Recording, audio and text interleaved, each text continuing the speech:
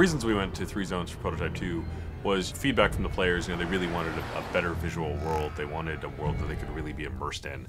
And by going to 3 distinct zones, what it meant was that we could give a greater level of memory and resources and just focus and attention that our artists could deliver to each zone to make them absolutely stunning and beautiful and a rich environment to play with.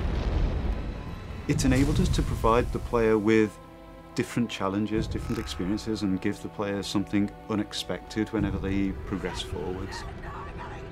We wanted to have 3 areas where we could have sort of a military zone, a pristine zone, and an infected zone, and have them stand on their own.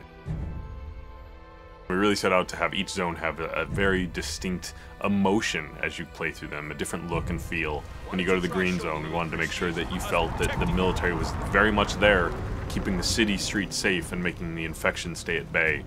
So you get a greater military population, you get less destroyed buildings, less papered over buildings. They tried to make it look pretty and nice.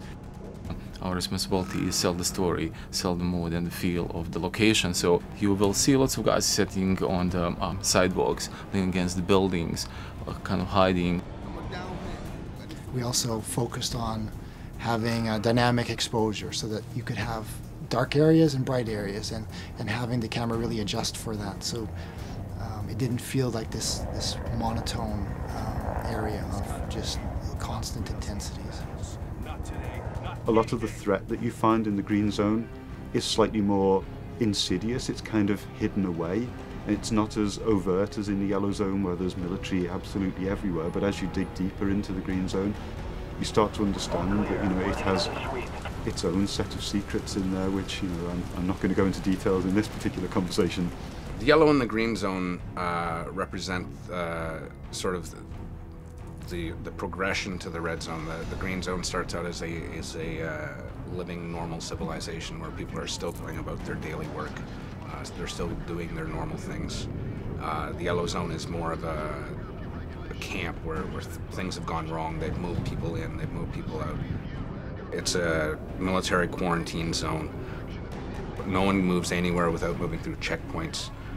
Your yellow zone, we really wanted that feeling of oppression. We really wanted that feeling of too many people crowded into a small space.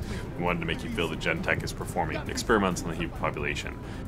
With the yellow zone having kind of expanded in such a way that the shanty towns are spilling out into the streets, what you tend to find at ground level, at least, it's a much more enclosed gameplay space and a much more dense gameplay space, which means that if you get into a fight, it changes your tactical options. So it's just asking different things of the player and requiring them to approach situations in a different way. The checkpoints are far more important.